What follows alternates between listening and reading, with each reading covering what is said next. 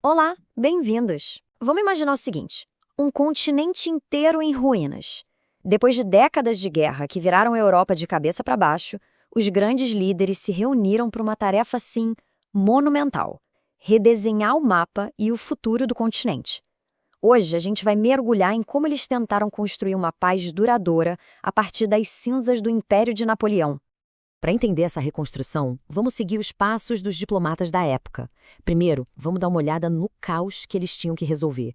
Depois, vamos conhecer quem eram os arquitetos dessa nova ordem, os princípios que guiaram as decisões e, claro, como as negociações aconteceram de fato.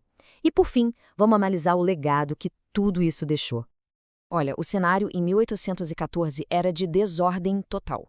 As guerras napoleônicas não só mataram milhões de pessoas, mas também varreram do mapa nações inteiras. Pensem no Sacro Império Romano-Germânico que existia há 1000 anos. E o pior, na visão dos reis, é que as ideias da Revolução Francesa, liberalismo, nacionalismo, já estavam por toda parte. A velha ordem tinha simplesmente desmoronado. E essa frase famosa captura perfeitamente a atmosfera da época. O Congresso não anda, ele dança. Não era só gente séria em salas fechadas, não. Foram meses de bailes, banquetes, festas, onde o futuro de países inteiros era decidido entre uma valsa e uma taça de champanhe. A grande política acontecia, na verdade, no salão de festas. E isso nos leva à pergunta central que todo mundo em Viena estava tentando responder. A questão não era só punir a França, que tinha sido derrotada. O desafio era muito, mas muito maior. Como criar um sistema estável o suficiente para impedir que um novo Napoleão aparecesse e jogasse o continente numa guerra total de novo? Como é que se faz isso? Para responder a essa pergunta, a gente precisa conhecer os homens que literalmente redesenharam o mapa da Europa. Os chamados Cinco Grandes, as potências que venceram a guerra, mais a própria França recém-restaurada, pegaram essa tarefa para si. E claro, cada um chegou em Viana com seus próprios interesses na mala.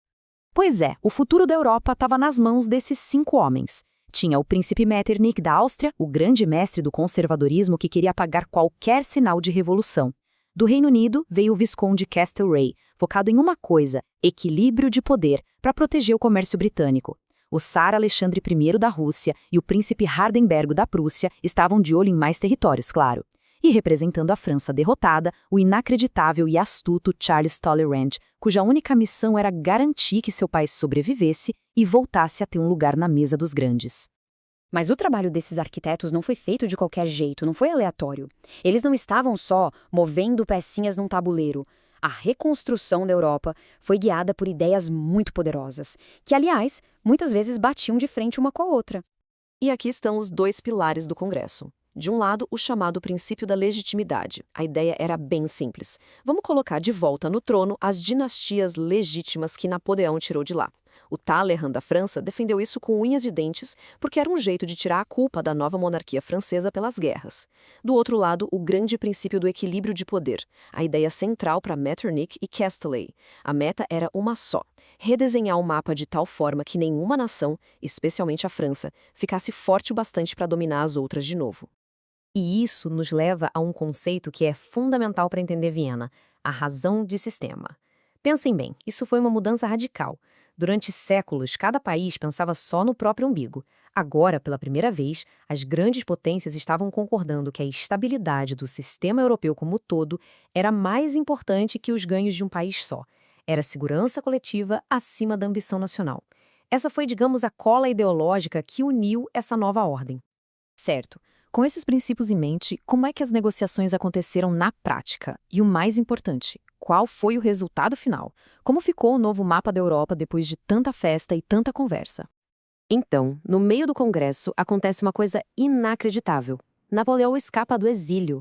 O retorno dele para governar por 100 dias causou um pânico geral, mas teve um efeito inesperado. Forçou os aliados, que estavam abrigando por pedaços da Polônia e da Saxônia, a resolverem suas diferenças rapidinho.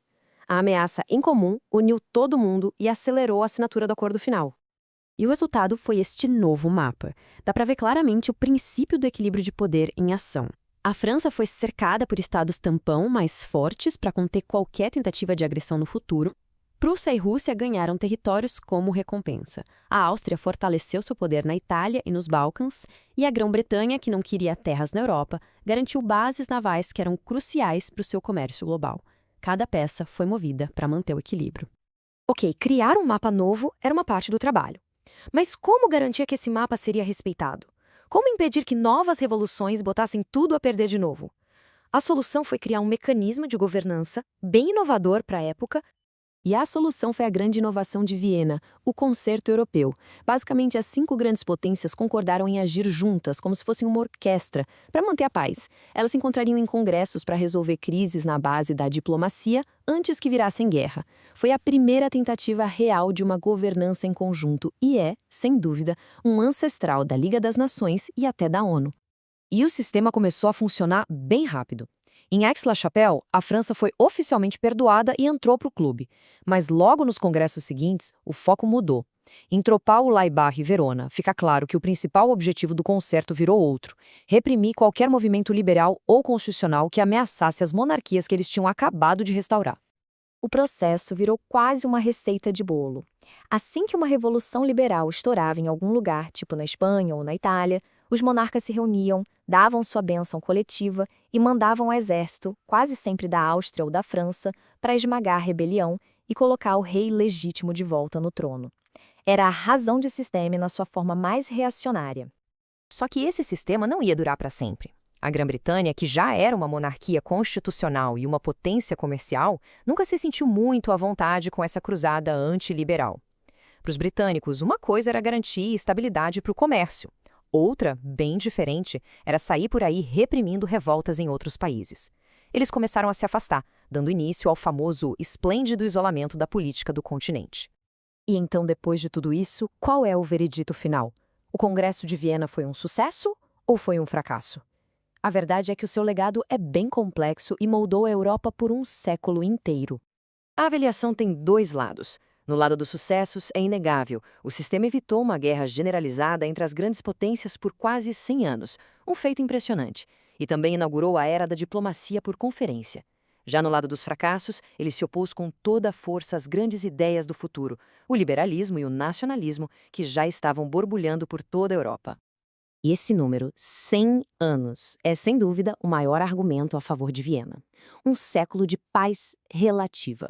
Se a gente comparar com os séculos de guerras constantes que vieram antes e com a carnificina da Primeira Guerra Mundial que viria depois, o século de Metternich se destaca como um período de estabilidade sem precedentes. Mas, no fim das contas, as forças que Viena tentou segurar se mostraram fortes demais. As ondas revolucionárias de 1848, a famosa Primavera dos Povos, balançaram o sistema. E a Guerra da Crimeia, nos anos 1850, colocou as grandes potências umas contra as outras, quebrando de vez o concerto. A era do equilíbrio de poder de Viena tinha acabado e uma nova era de unificação nacional e rivalidade intensa estava prestes a começar. E isso nos deixa com uma reflexão final. Essa ideia de um clube de nações poderosas que se reúne para decidir o destino do mundo, equilibrando seus próprios interesses em nome da estabilidade, será que essa dinâmica, que nasceu lá em Viena, 200 anos atrás, desapareceu de verdade? Ou será que ela continua bem viva hoje, só que com outros nomes e em outros palcos?